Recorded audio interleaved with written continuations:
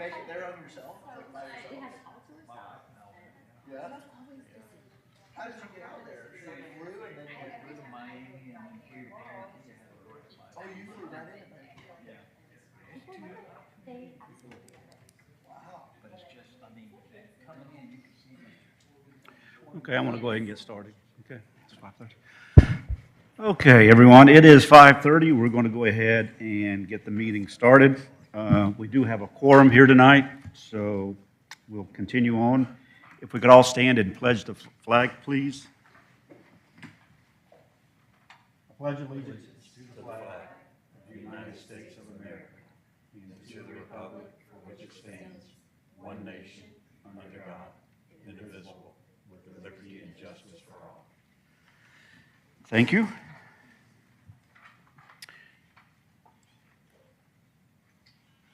Well, we're going to go ahead and do the association presentation. Doug Yearwood is going to present for the Ambush Soccer Club. Go Ambush!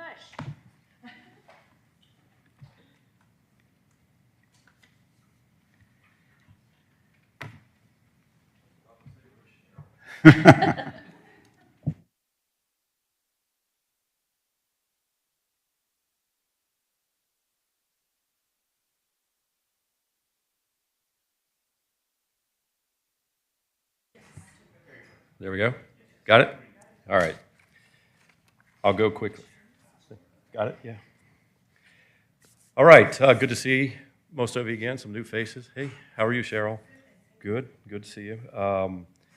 So I'll go through this as quick as I can. I'll jump right to one piece of news we got last week, and that's, as you guys know, our friends over at Appen News, they voted Ambush the best sports program in North Atlanta for the 8th year in a row, so we got that. And in addition to that, we got named the top best summer camp also of the year for the first time. So some nice recognition there that gets put out in our driveways in the newspaper and that kind of thing. So it was a nice little shot in the arm last week. We've had a busy year. We've changed our entire operating system from the one the club had been on since 24 years ago, and we changed that just before tryouts in May to a program called Play Metrics, and I'd say we're about 85% through that transition right now, and it's going well. It's been a nice upgrade for the club, and I don't know if any of you ever go there or not. Carla, you probably do. We launched our new website last week, so for the first time, the old look that we've had for years is a little bit of a freshened up look and a little more modern and more functional website. So been a busy 6-month period technology-wise around Ambush, keeping everything up to date and as modern as we can. And Chairman Mitchell, we run the club primarily through an app that's on the phone connected to Play Metrics now, and it's made everything from registration to fee collection to everything we do much simpler and much more streamlined. So that's been nice. I'll jump over to player safety real quick because it's a very important topic at Ambush. All of our coaches throughout in the rec program and on the academy and select side, which is about around 95 coaches now. All of those are Safe Sports certified, also CDC concussion awareness certified, background checks on top of background checks for all the different leagues and organizations we play in. So most coaches are 3 background checks a season, and all of that's done. And then our academy and competitive coaches will all go for our 2-year refresher CPR training over here across from, it's right here in downtown. I don't know the name of the streets, but the CPR place right there near downtown. We'll go there for sorry? Right across from Cure. That's what I was trying to think of. Yeah, read my mind. So we're doing that coming up pretty soon, and keeping safety at the forefront of everybody's mind. All of this going on, we've maintained our staffing levels where they were, which is basically a fairly lean staff. There's myself, an admin person, Kim Konopka. We have a director for the rec program, Toby Azias, and then just a couple of other support people that take care of the fields on the weekends and scheduling and that kind of thing. So we've kept things fairly lean from a staffing point of view. Right now, we're at the exact halfway point of the fall season with Fulton County holiday coming up this coming weekend. There's no games, and it's a little bit of a break as a halfway point until we get started up for the second half. The first half of the season so far has been pretty much normal soccer season, your normal issues, few playing time complaints and field condition complaints and scheduling, having to play games at 7:45 on Sunday night, those type things. But it's been fairly normal as far as that goes, and things are going pretty well for the season. I would classify Ambush right now as steady with controlled growth is where we are for the last couple of years, and certainly from transitioning from the 23 season that ended in June until now. The rec soccer program, and I'll compare season to season because the spring season is always much larger than the fall season numbers-wise on the soccer side. But comparing fall of last year, 23, we had 677 players in the rec program. This fall, we have 803, so that's a 15% growth there. And then on the academy side, last year, academy is a full-year program, not just season to season. There were 785 players in the academy or competitive side, and this year we have 851, which is about a 7.75% increase. Where have we put the players? Having the Innovation Academy and the 4 fields that we've created there has allowed us to expand, but yet controlled into that section, convince people that live on the Johns Creek side of Alpharetta that it's okay to drive over there and that it's not 30 miles away. Sometimes it's 30 minutes, but not 30 miles, and that has really helped a lot. All of those numbers were completely residency compliant too with the policy that we operate under with the city. The rec program is at 91%, and of course, as you guys know, that includes the Johns Creek on the rec side of the program. And on the academy and competitive side, we're at 56% in the age groups where 50% is the target for residency. So you put all that together, you see an Ambush team playing on Saturday or Sunday at Innovation or Webbridge Park or all the practices that we have, those teams are full of Alpharetta City residents and are compliant. So we're pretty proud of that considering the battle that it takes to do that. So it's an important thing, and we appreciate too the protection that Alpharetta Ambush gets by having residents on those teams that the city affords us by making the fields available to us and all the things that we enjoy there. We've also have a series of camps each year. We had 3 camps up until last year. We now have 6 camps.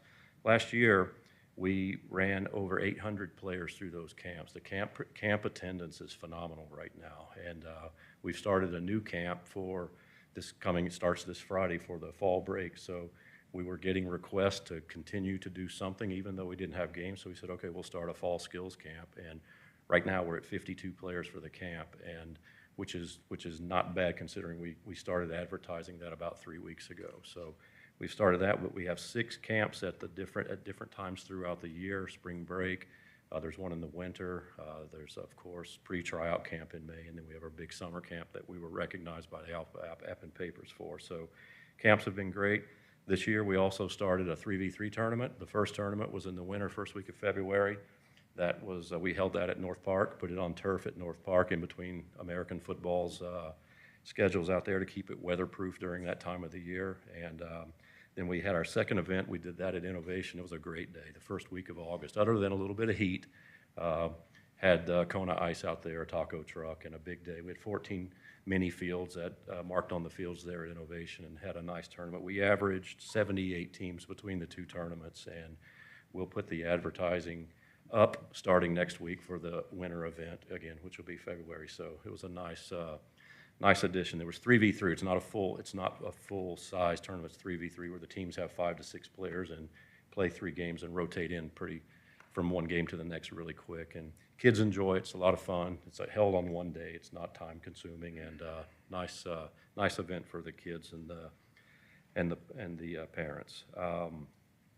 Beyond that, business-wise, capital expenditure-wise, it's a lot different than in the past. We really don't request much of anything anymore from an equipment point of view, goals, nets, supplies, those type things.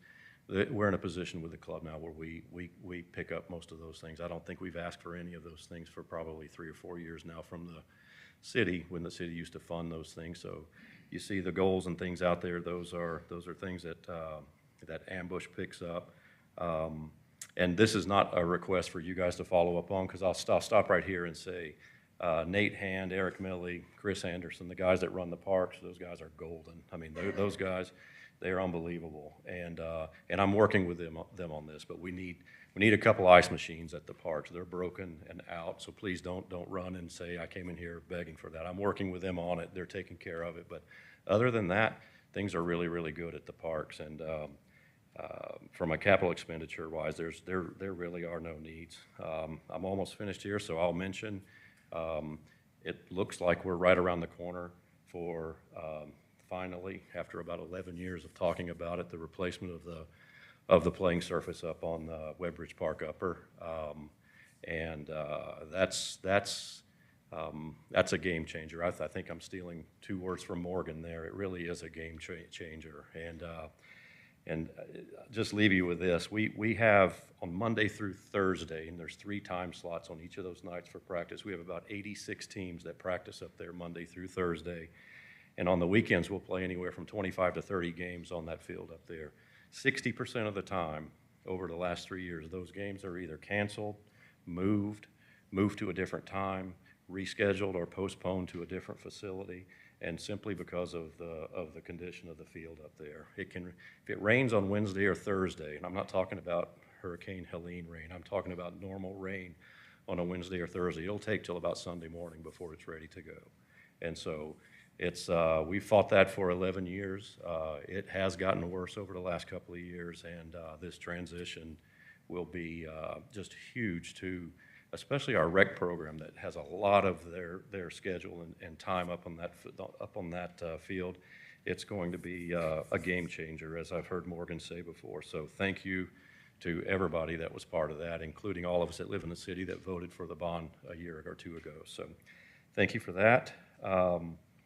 And then I know some of the things that are in the old agenda that I've asked to talk about, and I always wrap up with this, and Cheryl will smile, is it asks for threats to the club, and I don't really think we have any threats, to be honest, but we have issues, but I think threats is a really strong word. So issues that we have, one you have nothing to do with, it's the leagues that are available in youth soccer. It's a tangled up spider web mess, what youth soccer has become in America, and chasing the leagues and figuring out which leagues we want to play in and that type thing is extremely time consuming and has a lot to do with player retention and where the players that we develop through rec and academy and into select play, come and go. So that's one of our biggest issues, but tied to, and this is my final comment, I always end with it, tied to player retention too. The residency policy is really, really difficult, always has been.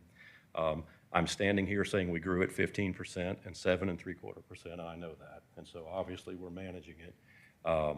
We're managing it because soccer is such a popular sport with the demographic in our city right now.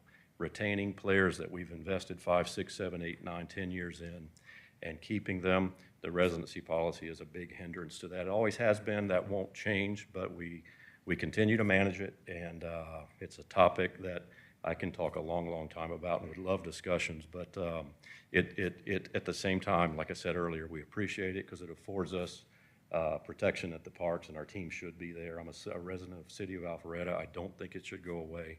It's just a difficult one to manage. So, but other than that, we're having a lot of fun at Ambush right now. Appreciate everything you guys do behind the scenes to give us what we get, and I appreciate it. I do. You do as well. And I raised my hand, I'm just kidding. You may have answered one of my questions, but one parent was saying that their home field is Webbridge, but they played at North Park, Jones Bridge Park, Johns Creek Presbyterian, and Innovation. Is that due to what you just said there with the conditions? Or? That's part of it, but Okay. a couple of those that you mentioned, like Johns Creek, I think you said, our rec program in certain age groups, because of the number of teams we have, inter-schedule with some of those clubs around. Mm-hmm. I'm surprised I didn't mention Newtown Park, but that's mostly Collie Creek now. And so we do split games with them. If it's part of the academy or select, that's the nature of the beast. We'll play all over North Atlanta. I just wasn't sure if what you were saying with the Webbridge, if that would solve some of the, because it seems like they're managing that, but it's still a lot familiar. Where am I at this week? Well, North Park is one of our city parks, so that's definitely a home game. Mm-hmm. And Carla may know because she's involved with the rec program from time to time, playing at Collie Creek or at Newtown over in Alabama, or I think it's Peachtree Corners Soccer Club is the new one we're partnering with this year. It's just on the backside of Collie Creek. There could be games there, but they'll still have half of their games at least at Webbridge Park or North Park. If it's a home game, it could be played at North Park, and it especially is on Sundays, just so you guys know. We don't even mess with scheduling the Webbridge Park upper field on Sundays because American football never play on Sundays, so we jump to North Park so that the games are waterproof, are weatherproof. So North Park, Innovation, and Webbridge Park, and if it's under 8 or under 6, it includes Valor Christian Academy, which we lease on our own. Those can be considered home games. Yeah. Just curious. And then the other question, who's leading the camps that you have, like in the fall? Is that? Who like, leads them? Yeah, like who, the high school students? I or- manage and administer myself most of them, and you'll always see me there at check-in and throughout the day. And then our academy and competitive coaches are the ones who actually run the actual camp itself and the curriculum and everything that the kids do. Great, thank you. Who's the head coach these days? Is that you? At one time it was a man named Aristavi? David Aristavi, he's still the director of coaching. Okay, Absolutely, yes. okay, he's Yep. still with us? He's still with us, yeah. He's Okay. probably his 23rd year now. Yeah, Yeah. yeah. Yep, he's still doing it. Still coaches 3 teams, and he manages the coaches, does a nice Okay. job for us, yeah. And he doesn't have any trouble recruiting coaches? It sounds like you're fully staffed because you We, get your camps. we do, I think we do a nice job taking care of our coaches. We have very little turnover in terms of coaches leaving, unless we ask them to leave. Right. And when we need new coaches, we've got 4 now that we're watching what's going on in our rec program, and some of those coaches there are coming through and becoming coaches on Staff. the academy side there. So staffing on the coaching side, and we're fortunate because that is an issue in Yes. youth soccer. We've been pretty fortunate here, and I think we do a good job taking care of the guys, making sure they've got what they need, making sure we're competitive, and so yeah, that's a really good question. Actually, we're fortunate that we have a steady coaching staff. Yeah. And you commented about some, this is just curiosity. Sure. You commented about how there was some trouble with finding a league that for you, the leagues that you Yep. belong in, whatever. I thought when they moved the soccer, USA Soccer to Yeah. Atlanta, Yeah. that all that would be fixed. It's that's on a different planet than youth soccer. Oh. And any of you that follow the U.S. men's national team see that there's No the connection. quality is just not what you would expect it to be. But that's a completely different. It's the United States Soccer Federation, but they've basically said it's a free market under that, perhaps as it should be. And what I'm talking about is where there used to be, like when Chairman Mitchell's daughter played, there was one organization, Georgia State Soccer Association, and everybody played under that umbrella and those rules, and you followed those rules. And if you won, you moved up. If you were at the bottom 2, you moved down, and there was just a hierarchy of one league, and everybody knew where they stood. As that broke down, and it's completely broken down now. There's 4 or 5 different governing bodies under U.S. Soccer, and under those, there's 5 or 6 leagues, and so I spend a lot of my time now, where it used to be focused at the park, I spend a lot of my time researching, okay, where's this club going next year? Is this league a strong league? Will this league get us what the parents are looking for at Ambush this year? And so it's diluted, and it's diluted the talent, and it's created a massive headache, but it is what youth soccer is now, so. But Is there still that issue with the birth dates? I remember there was some yeah, birth date thing. that's an interesting one because it's about to come back around, and you guys need to move on to other business Yeah. other than soccer. But 8 years ago, they changed the birth year cutoff from the school year to January 1st to be like the rest of the world. It was a train wreck then. It still creates issues now, leaving part of our U15 age groups and our U19 age groups. The younger part of those age groups were nowhere to play in the spring season each year, and so. There is talk now, they're about to switch it back, which will cause 1 year of complete chaos once again. But if they do switch it back to the birth year, a lot of us, like myself, that have been around a long time, know how well that worked back then, and everybody always had somewhere to play and go from there. But yeah, that chaos is, it's sort of like a lot of things we do. We've learned to manage around it and create things for the younger part of our U15 age group to do each year. Yeah. Okay. Hey, Doug, I just want to say thank you so much for what you do for the city, for the club. We love participating in it as a family, right? My husband coaches and all the girls play. I'm curious the impact of the turf and kind of that short-term sprint of the installation in November. Will that disrupt anything between the seasons? Yep, so the start date is not written in stone yet, and we're watching that close. We have a plan to, rec soccer will end before any turf construction starts, so that's not going to be an issue, okay? On the competitive side, there's going to be an overlap in time, and there's a 2-week period in November if construction were to start that early, where we're going to have to really pack in at Valor Christian Academy, Innovation, and Webbridge Park Lower with the competitive teams for 2 weeks, and they'll probably see 8 teams on the turf field at a time, which we've done in the past with weather issues, but not very often. But we'll have to do that for about 2 weeks. The good news is once Thanksgiving comes, that's the weekend before is when historically, I don't have their schedule, is where American Football Super Bowl is for that weekend. And that will all start wrapping up, and they'll be done at North Park until next July. And we've already gotten it set up with these gentlemen's help to where we have access to North Park 1 and 2 starting after Thanksgiving to expand back out and make sure we're good until February 15th, March 1st, whenever the Webbridge Park Upper Field opens back up. So we're putting together schedules right now. Some people are going to be unhappy they have to drive to North Park for practice rather than Webbridge Park or Innovation, but we'll certainly sell the benefit of doing that 3 months from now when we have that upper field is going to be one of the best soccer fields in the city. So that's how we're going to manage it. Yeah.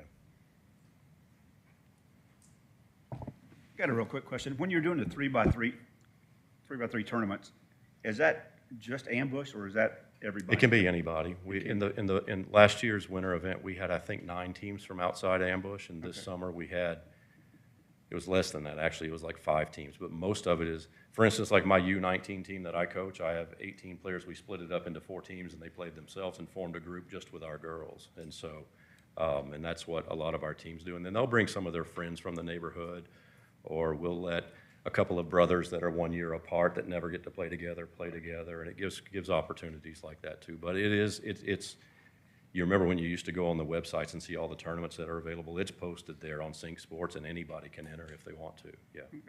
Yeah. Great. Any other questions? Was that 5 minutes? Yeah, just about. Yeah. All right. Thank you. Thank Thanks y'all. so much. Thank y'all Thank you very for much. everything you do. Yeah. It's okay if I go? I need to get to the park. Is that Yes, all right? Yeah. yes. All right. Thank you.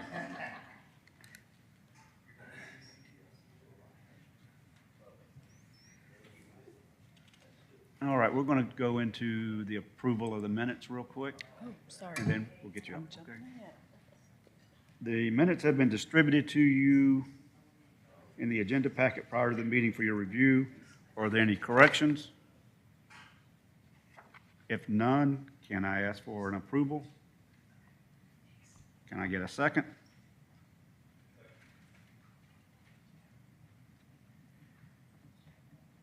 It has been moved by Commissioner Rand and seconded by Commissioner Kagan that we approve the minutes as written from the August 13th, 2024 Rec Commission meeting. I will now call for a vote. Please vote.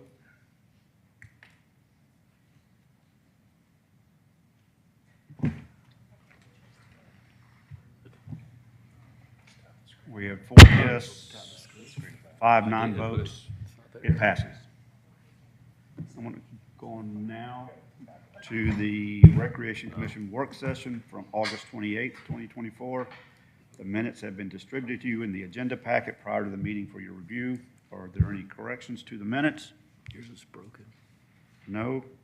Can I get a, Not that we can, any of us can remember what we said.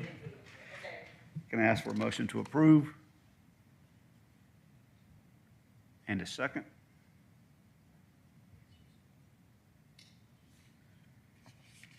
It has been moved by Commissioner Rand and seconded by Commissioner Piedro Ita, that we approve the minutes as written from the August 28, 2024 Rec Commission work session.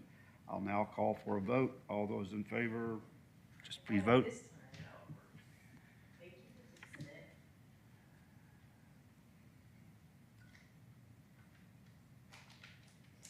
It passes 7-0. It shows.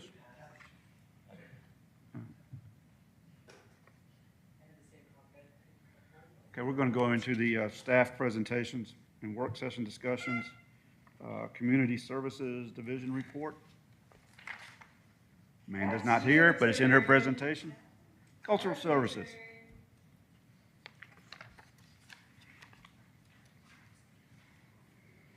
Good evening, Commissioners. We give my staff report first, and then I have a second report tonight for an update on the Cultural Arts Master Plan, just to kind of let you know the findings. So I'm going to jump right in. October is a busy month for us, and so several of the things that you're going to see tonight, we have just finished. So I mean, we've done a lot over the last few weeks. On the Art Center, every year, we have our camp counselors create new murals for the front, and I just kind of wanted to give them some accolades. They work on it during the summer while they're watching the kids, and this is the sun and the moon, so I thought that was nice. We do new ones every year. Some of the upcoming classes, we have adaptive art taking place, and we partner with Lionheart Works, and that's at the Crabapple Government Center. Tunes and Tots, which is kind of nice. It's a music program. And then we have, for October, we have a Halloween kind of themed event, Monoprint Monsters.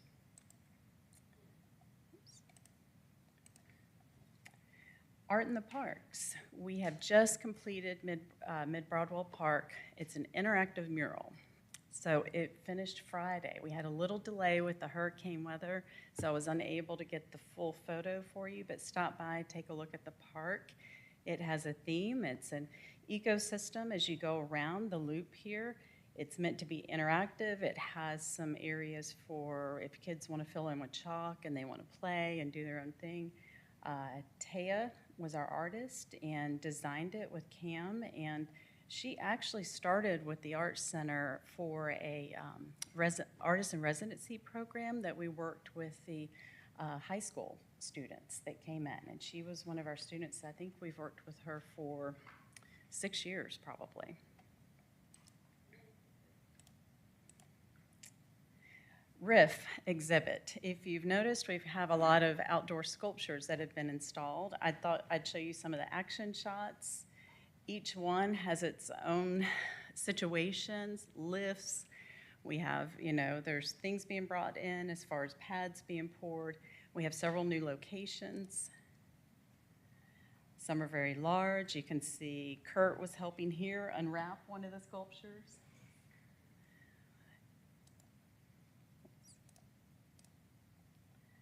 Pegasus at Wills Park. We have Yellow Bird. The one on the right is a wind sculpture, and it was placed out 1 week before the hurricane was coming through.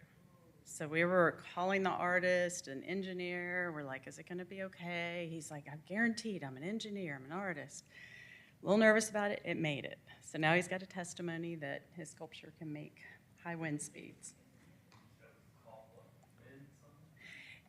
Well, we call it ET, but it's ethereal triptych. It's music. It's a music reference, and so it's I forgot because Art Alpharetta made it up, but it has to do with the rhythm, So crosswalk in parks. We have a call to artists out for Woodbridge Park now. So we're going to do 2 crosswalks in this park, and we're hoping to accomplish this. We're getting close, but we're hoping to accomplish it by the end of November. You can't really paint outside when it's cold because the paint really doesn't adhere as well, so it just depends. It might be weather depending. I don't know if you were out and about on the Greenway this past weekend, but we painted 9 manhole murals. So I was unable to get the actual photos. You're actually going to have to go out and walk it. But they are beautiful. We had 5 high schools do submissions. They sent them into the Rotary of North Fulton. It's a partnership with the Fulton County Water Department, and they're all water themed. So these are the renderings. I can send you the actual photos, but these were just finished Sunday.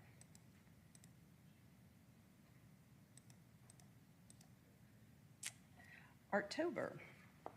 You all have a brochure here. There's a lot going on. Take a look. We're promoting on Instagram.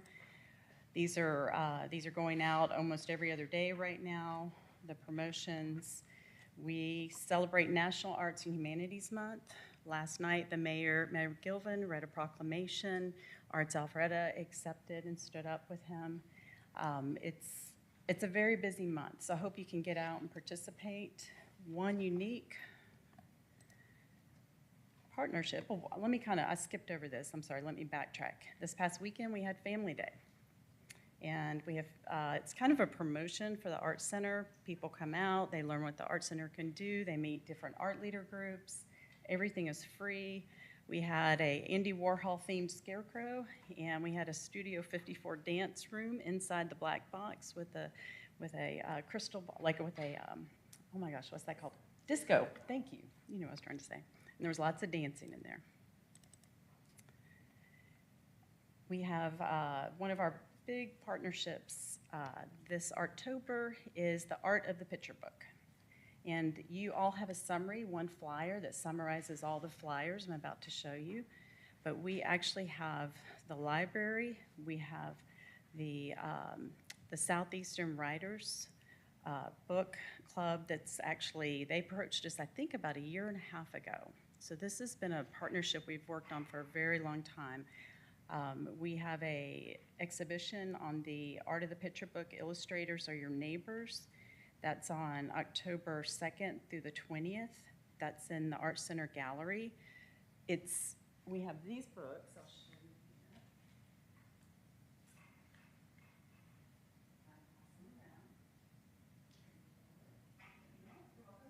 We probably have about 50 books at the Art Center with illustrations. And a unique part of that is we're partnering with Alpharetta Elementary School. They're going to be bringing students down, and we're going to be doing readings throughout the month. Nancy Murphy and Arts Alpharetta, they have been coordinating this, so that's kind of a unique partnership to bring art and literacy together. The Alpharetta Library next door has a lot of activities going on your sheet, too, that you can see. Art Studio on the Go-Go, we're taking that out this month, and we're reading the books in the parks, and we're doing art activities along with that. We're going to do 2 illustrator workshops, one for adults and one for students, just to teach them the art of illustration. So we're having those take place. An author that is actually, she was on one of the bestseller list, will be at the Alpharetta Library, and she's bringing one of those old typewriters so people can kind of feel like what it's like to type on a typewriter, how you have to hit it really hard. Not that I would know. We're going to have a gallery show in the community gallery, which is right across the way. We have asked children to reimagine their favorite book character. So it can be, it could be anybody, and they're supposed to reimagine it, draw it, and we're going to put the pictures up in the gallery. So you can see it goes on and on. We have a lot of activities. I hope you can join with some of those. We are doing a special reception for Art of the Picture Book at the Alpharetta Art Center. We're going to do a show for the children in the afternoon from 1 to 3. And then we're going to have our regular reception, our normal time, from 5 to 7. So we thought that was unique. We wanted to kind of have the kids out and enjoy, and then have families and adults out later that evening. Any questions?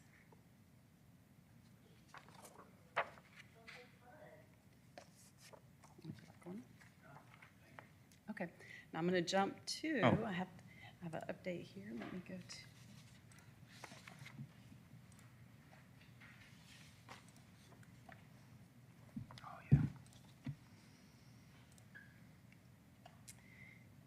I wanted to give you an update on our findings, and this is for the Arts and Culture Master Plan.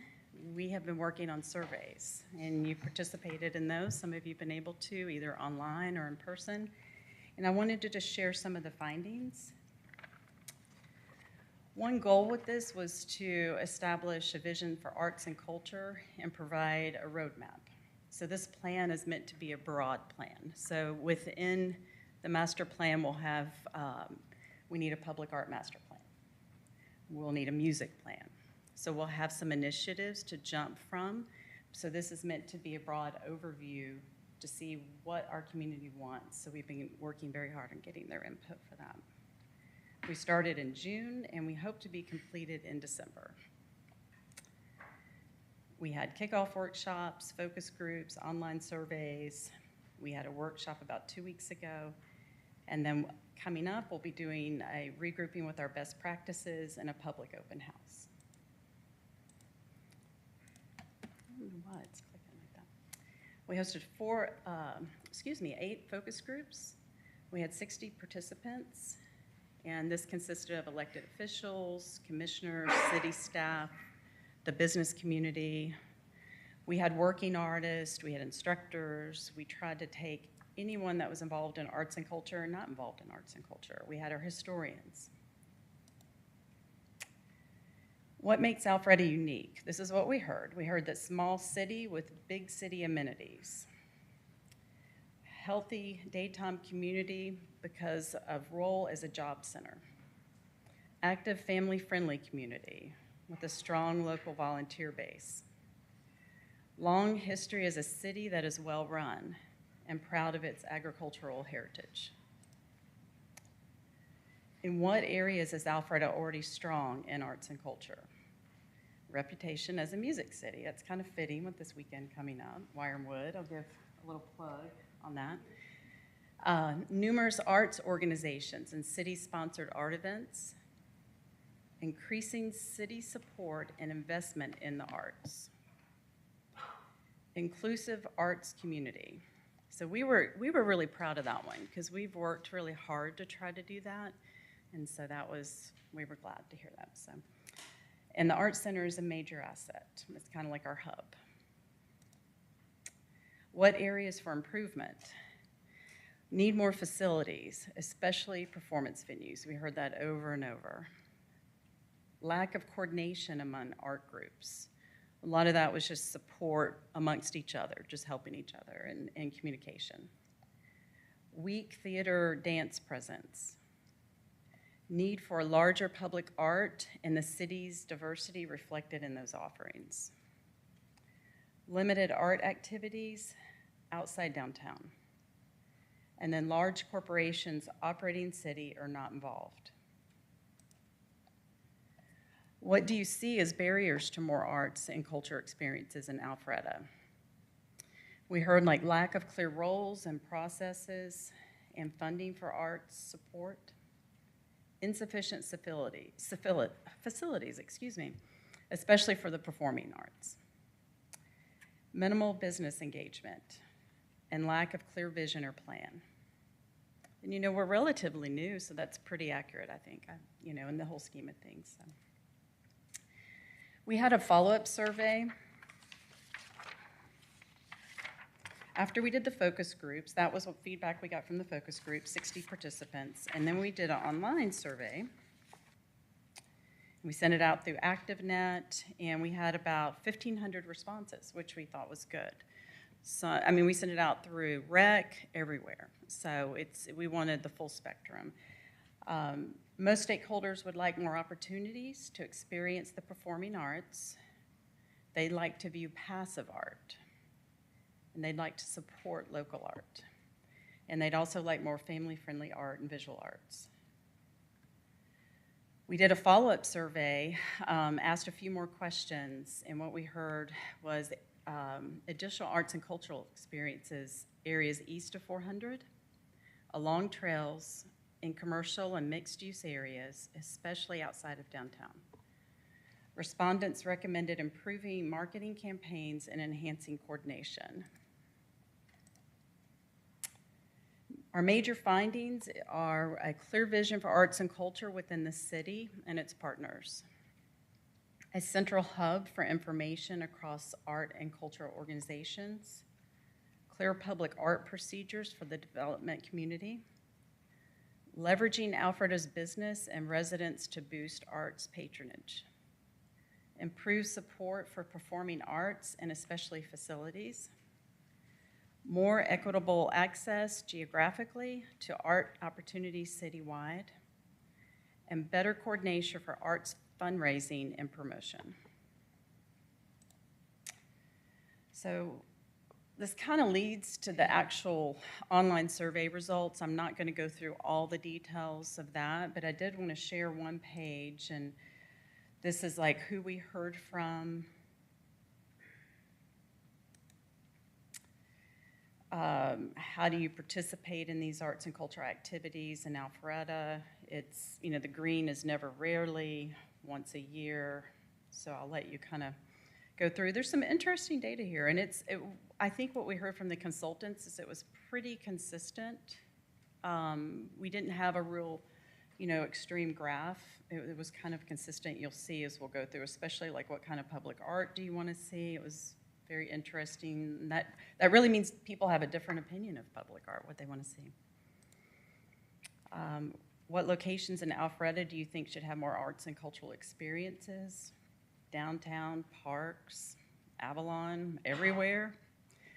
Nowhere, got 2%. Words that describe art. There's roles that a city can play in supporting arts and culture. And I thought this was very interesting. It was like the highest one was provide special events and programs, which I think we do. I hope we do. Promote events and programs run by other organizations. That's like for us, it's our art leader groups and trying to help support and do partnerships with them. Provide art and culture classes, and you know, I thought this was an interesting page here. Wanted to share this. This is probably my final page I'll share. It's, would you support an increase in local taxes to improve arts and culture offerings in Alpharetta? So over 58% said yes, they would, less than $20 a year. Doesn't sound like a lot, but if you do that by the number of residents per year, it ends up to be a lot. So they were in support of that.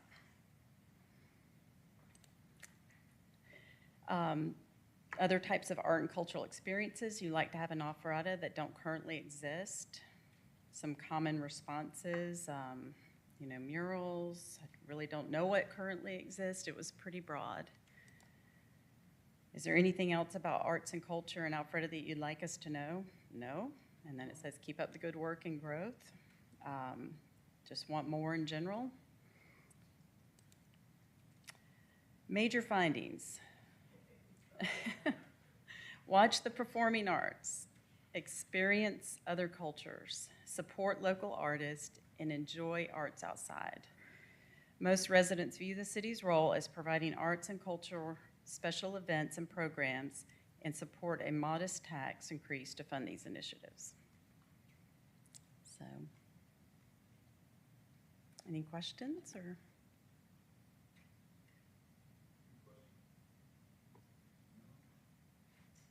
I have a question. Is this the responses?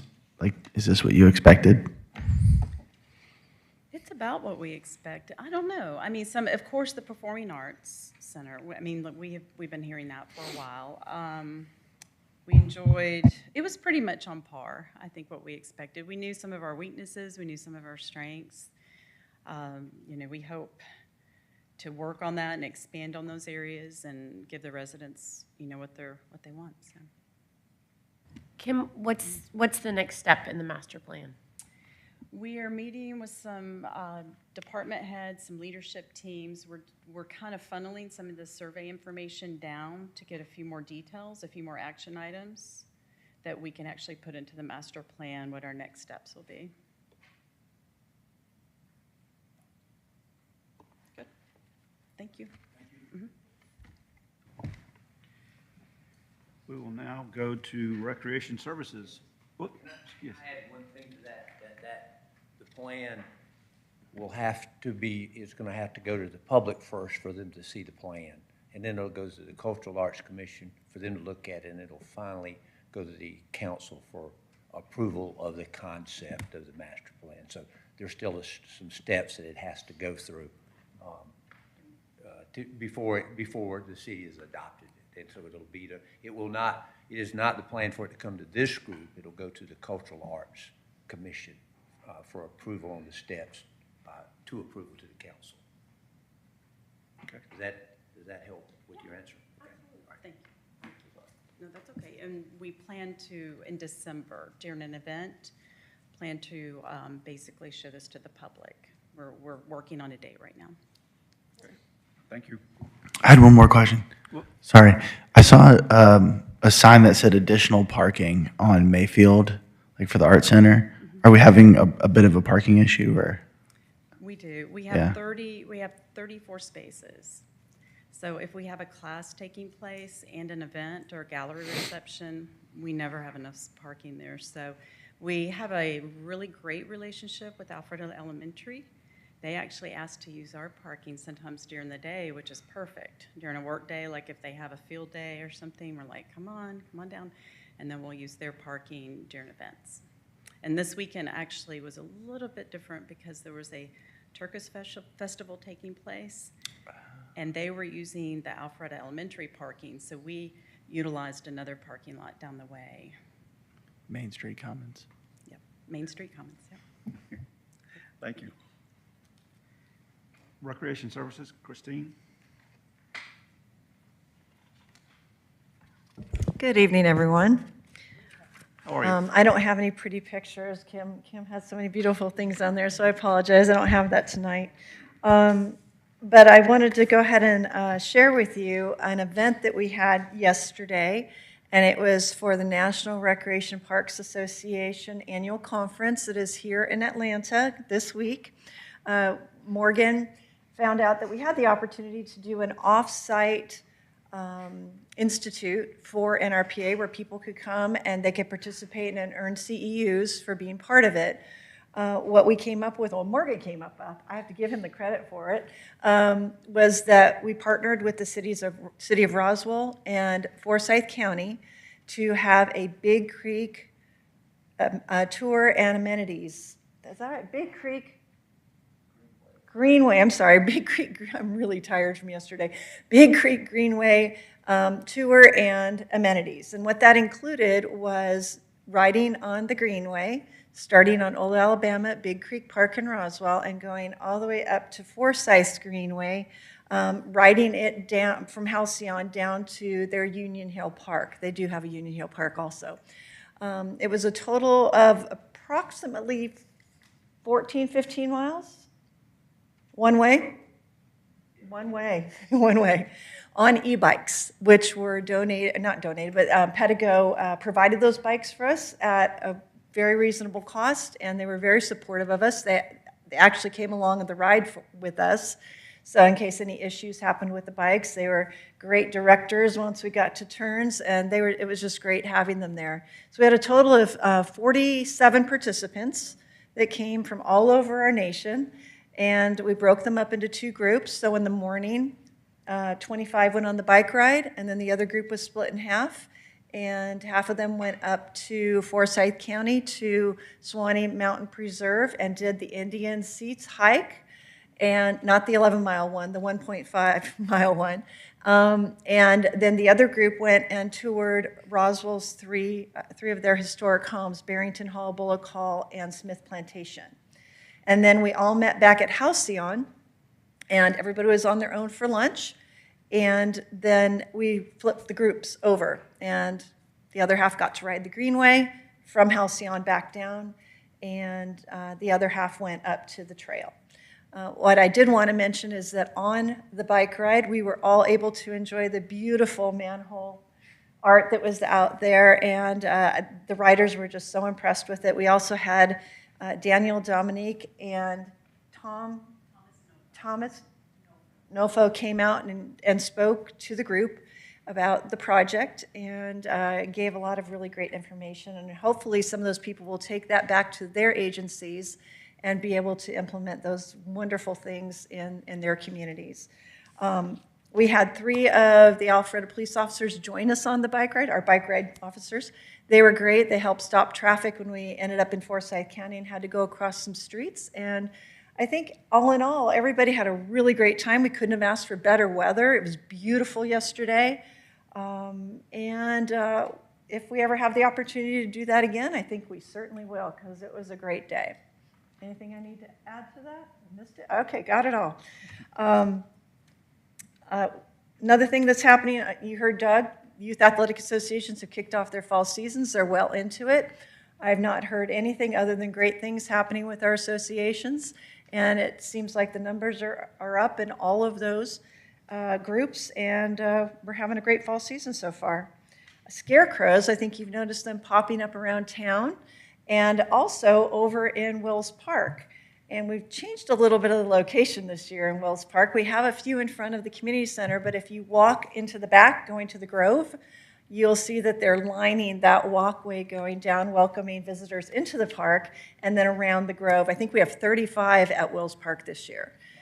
So if you want to take a great Scarecrow tour, not only downtown, that's another place for you to go see all the creativity that we have in our community. We will be doing judging for that. I believe they're still looking for a judge, aren't they? So if any of you are interested in judging the Scarecrows, you can get a hold of Claire Thurber. She's looking for somebody. And they're going to be doing that, I believe, next week. Do you know, Deanna? October 10th, they're going to be looking for a judge. So if you want to jump in, please do so. Also, with the Scarecrows, that's later on, sorry. Youth basketball, my team's been working really hard to get all the teams put together, kids placed where they need to be, getting ready to order those uniforms. And the practices are going to begin the week of November 4th, and games will begin the week of December 7th. So we're ready to kick that season off. Any questions on any of that? Okay. Oh, yes, John? Do you have a number of students that'll be playing basketball? I do not yet, because they're still organizing teams. We still have people popping on. Yeah. So I'll go ahead and let you guys know that next time. Down to monthly happenings. Well, we have a big event happening this weekend. We have Wire and Wood kicking off on Friday, and on Saturday we will continue with the fun downtown. We have 8 stages, which includes a new stage right here in front of City Hall. And it's going to be really a great area. We're going to have a live art lounge that's going to be out there. We'll have people doing artwork that is pertaining to music, and we also have a great T-shirt that we've designed. So if anybody's looking for a Wire and Wood T-shirt, we'll have those out there for you. And we're also going to have an artist market. So people who are coming in that have just really cool, interesting artwork and pieces that pertain to art, music as well. We have 40 performers lined up, so that's really exciting. So it's going to kick off Friday. So if you'd like to look at the schedule a little closer and see who's performing and when they're performing, please go to the Wire and Wood website, and it has everything lined up there for you. The Scarecrow Harvest goes through October 31st, and the winners are going to be announced at the Boo Bash. So we have about 6 or 7 categories of winners. They will be announced at the Boo Bash, and the Boo Bash will be in the Grove at Wills Park on October 19th from 5 to 8 p.m. So those of you who have kiddos who want to come and join the fun, even adults can come too if you'd like. Please dress up, come over and join the fun. Lindsay Pritchard has done a phenomenal job. She has probably tripled her sponsorship money this year for that event, which is really incredible. We've got a lot of vendors that are going to be out there, a lot of great games, and the kids are just so fun to see all dressed up. So please come on out and join us on October 19th. And the last thing I want to talk about and get on your calendar is we will have a Veterans Day celebration luncheon. That will be on Monday, November 4th, from 11:30 to 1:30 at Preston Ridge Community Center. The opening ceremony will begin around 8:45 a.m., and you can drop in any time for lunch between 11:30 and 1:30. It's not you have to stay for the whole 2 hours. So please come honor our veterans. You are all invited, and I will be definitely sending out an invite so you have that in your email as well. So that's all. Yes, we're moving it to Preston Ridge so that we can expand it and open it more to the community. Any other questions? No, thank you. All right, thank you so much.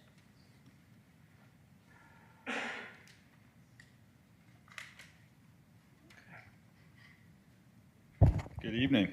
How are you? Nice job, Kim and Christine.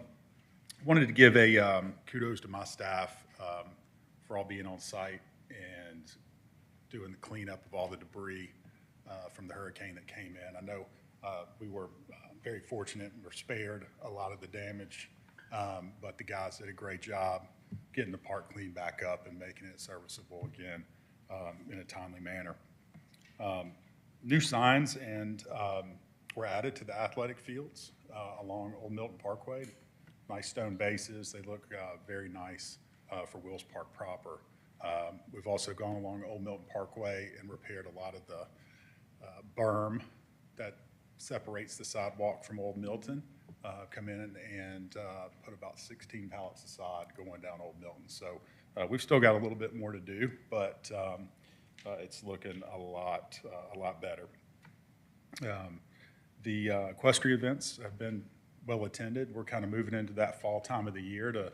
We're getting towards the end of the year, but every weekend we've got shows moving into December. So, other than that, we're going to be focusing on just kind of some common areas and trail areas around the walking trail, just raising canopy, putting some pine straw, fresh mulch, stuff like that. So that's kind of where we are as Wills Park maintenance. Like you said, we're about halfway through fall baseball season, so we're getting along. Great. That concludes my report. If there are any questions. Nope. Thank you. Awesome. Thank you. Before we bring up, Kurt, I just want to remind people that, or bring it up, that Community Services and Amanda and Eric's presentation is online. They're not here tonight, but their presentations are online if you want to go take a look at them. Thank you. Now, Senior Operations Manager, Mr. Kirby. Really, I got about 3 things that I would like to mention tonight. All of it has to do with the staff that I work with every day. They're like a bunch of galloping horses, and the reins were given to me in full stride by Morgan on the operations side. And believe me, it's hard to keep up with them. They keep me busy. They certainly make me earn my keep, that's for sure. So, but first of all, I just want to congratulate our staff, and especially Christine Young, her staff, Eric Milley and his staff for all the efforts for the NRPA Off-Site Institute program. It was tremendous, and if it wasn't going to be successful without the efforts of those two divisions. Christine did a great job of getting the program organized. Eric did a great job of getting the staff and accelerating the fall program and getting the Greenway presentable better than it normally is. And I couldn't. On top of that, we had a hurricane, and believe me, you don't realize how much a hurricane impacts our parks. The process of a hurricane is after the fact, not during the fact. We give so much credit, and we appreciate Public Works and Public Safety. But the efforts after the fact, the cleanup process after the fact, of getting our parks back online and safe, are usually understated, and not really, that our staff isn't acknowledged enough how hard they work to get them back on. And it's still going, the process is still going on. So I'm just proud to be a part of this team, and I would be happy answering any questions that you may have. I got a quick question on the Greenway. Obviously, it's the big time for those big spider webs. Do we just leave those alone, or do we take those down? I mean, some of those spider webs go all the way across the Greenway, if you haven't noticed. So what, do we just leave them? No, we don't normally if there's something that's in the way or impeding someone's use and their experience, yes, yeah. But outside of that, we do not mess with nature. We let, basically that is a habitat, and we coexist with them, and we respect their space, and they try to respect ours. So. Any other questions? I was just curious. I had read that Forsyth's stretch of the Greenway has been constantly out of use. Did you guys ride on? Did you get to go on that bit of the Greenway up there? Yeah, we did ride on a portion of that. Yeah, they do have challenges because a good bit of their greenway has to be boardwalk, and they have wood boardwalk. So they're constantly having to go through the process of repairing those. The sections that we rode on were very passable, very safe, and very enjoyable. I didn't know if you went up there just to say, look at this shitty job. Yeah, we went as far as we were limited because with the battery powered bikes, you can only go so far. So we were limited about how far we can go. Battery powered bikes could go so far, and you had to go back. So yeah, but we went up to Union Hill, their Union Hill Park, which is our greenway access. So. Any other questions? Thank you. And now Director Rogers. Good evening, Commission. First, I'm going to address Commissioner Rand, your question about the Greenway and whether we went up to Forsyth. We did. We started in Roswell, went through Alpharetta, and through a little bit of Forsyth, and it is obvious who spends the most money on the Greenway and whose Greenway is in the best repair. There's just no doubt about that on both sides. And as I tell folks all the time, here in Alpharetta, we are Greenway rich. And we really know how to do a greenway, and we've done it right, and we're real proud of it. So it's obvious. It's obvious. I've got a couple of things I wanted to mention. The other thing about NRPA, it's a big deal that they're in Atlanta this year, all over the country that folks are here at Atlanta. We did the OSI, but we also today took about 11 of our staff members and went down to Atlanta and to the exhibit hall.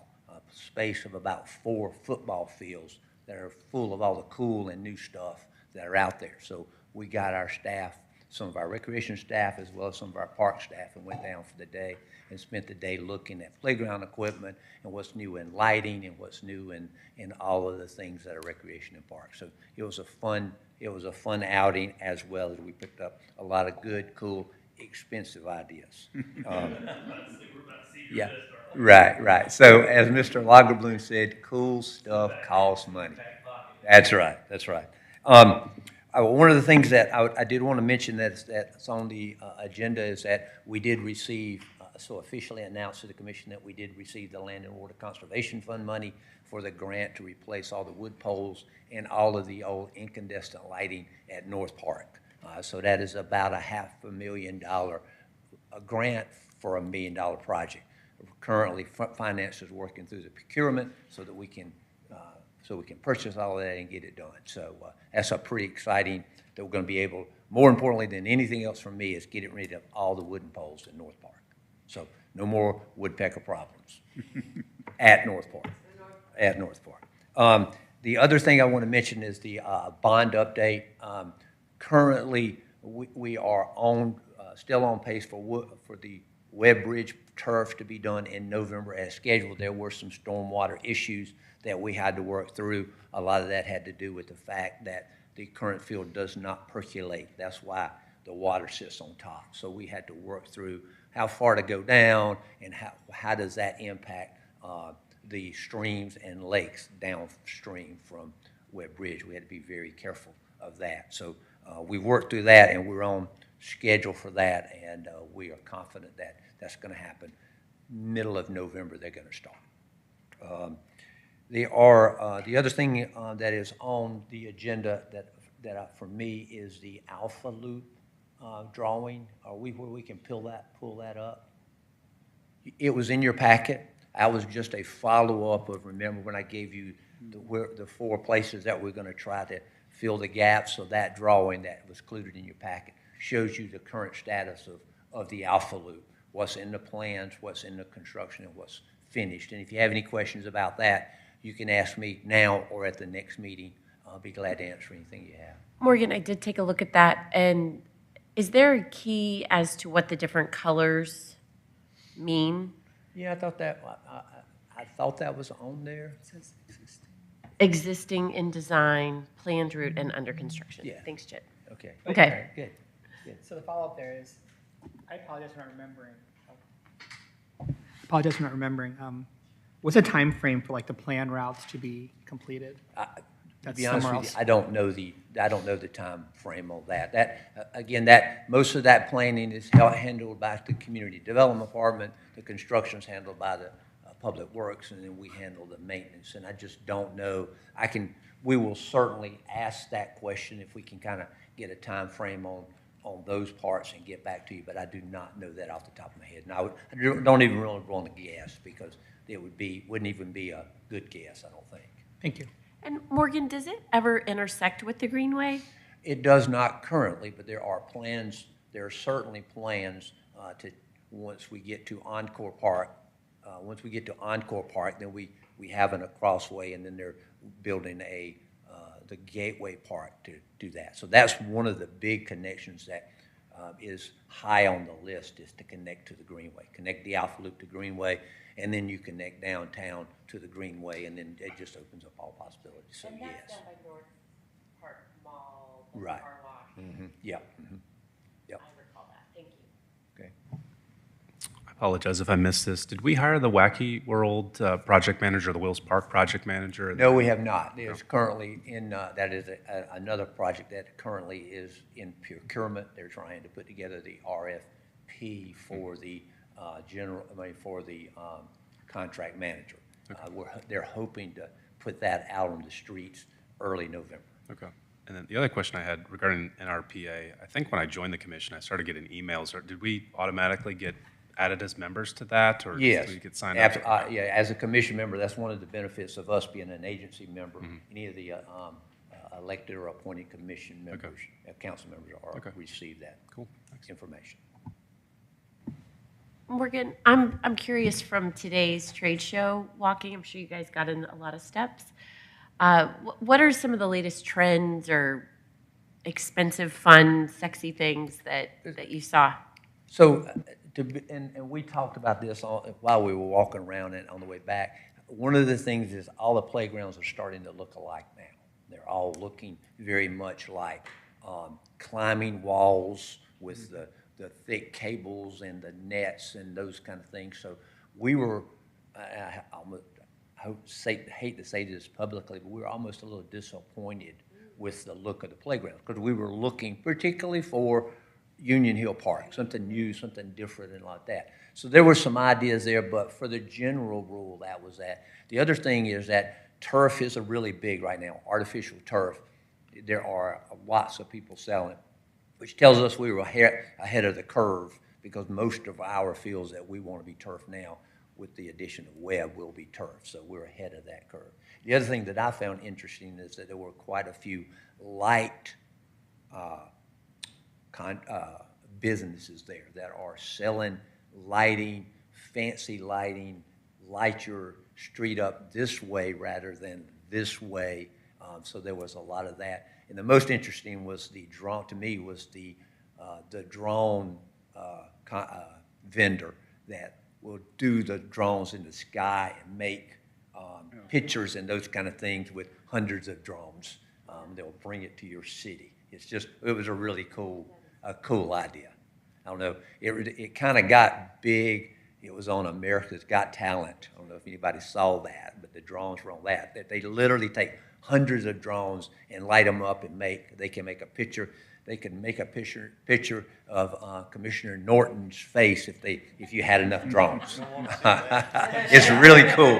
It's really cool, the things that they do. And so, you know, I stopped and asked them, and they basically said, if you can get 100 drones, so there's only certain things you can do with 100 drones, but you can do a 25 or 30-minute show for about $20,000.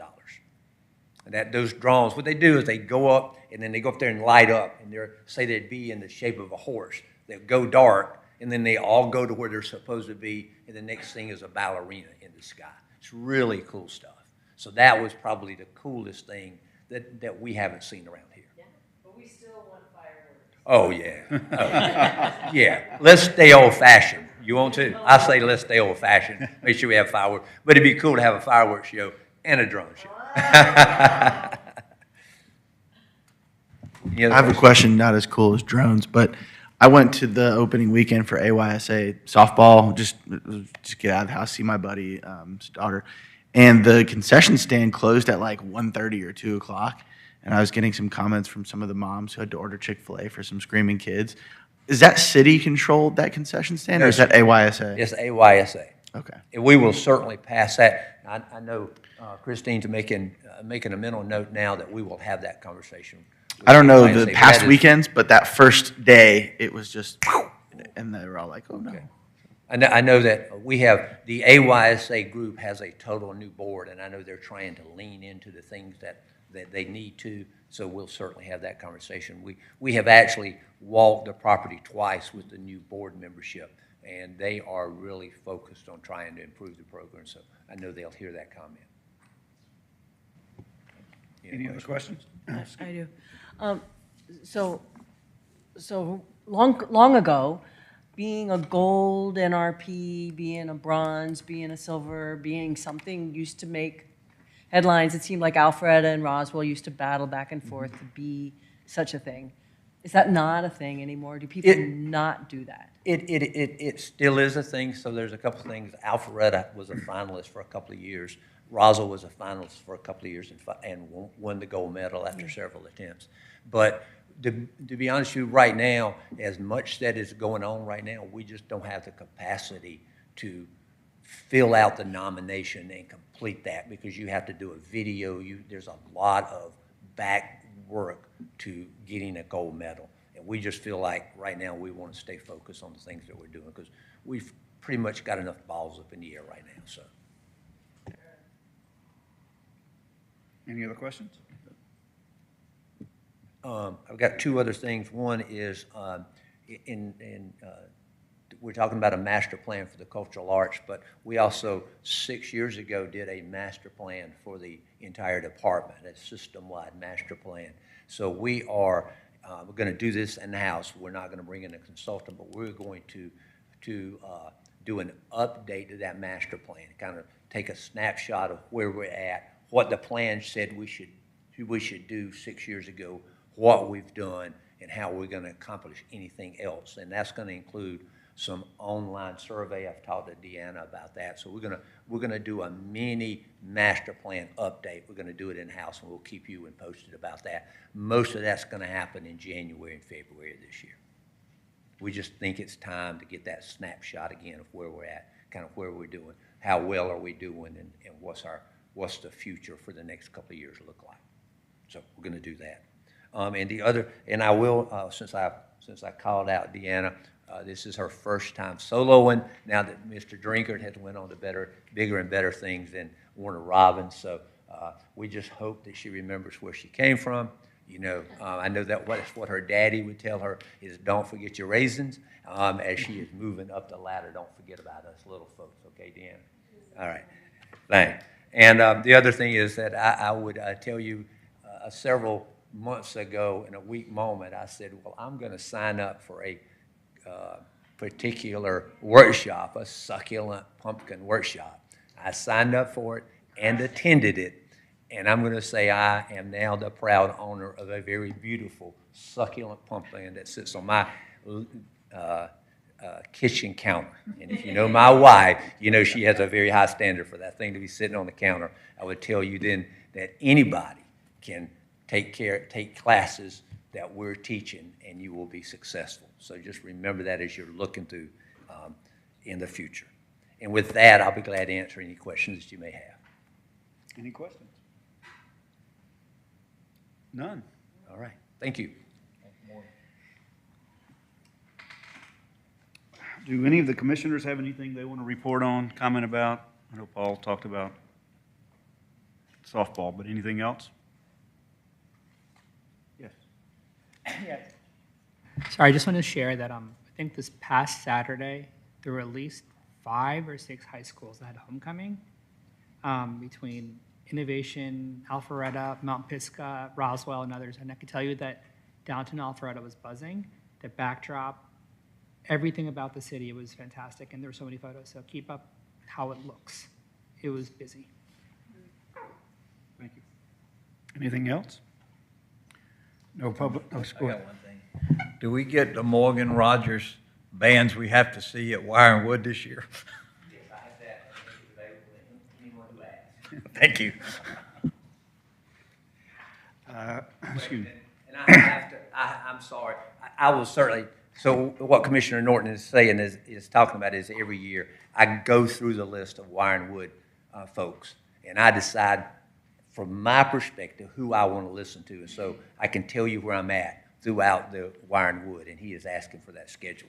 So I will give that to you, Commissioner Norton. But I want to get back to Commissioner Saha's comment, and to let you know that we did not do anything extra for those homecoming folks to use Alpharetta as a backdrop. And that's really important if you think about, yeah, it looked lovely, it was great, but we didn't do anything. Next weekend it's going to look the same way. The weekend before it looked the same way. And that's just a testament to particularly our park staff, that day in and day out care about what's happening in the city, and that's huge. That's huge. So thank you for the comments. If we have nothing else, can I have a motion to adjourn? Can I have a second? Second. John got it.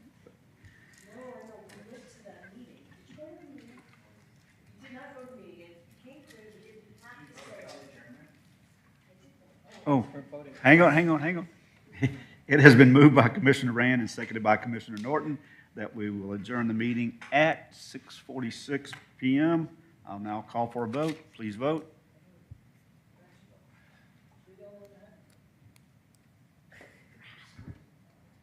Motion passes 8-0. Thank you, everyone.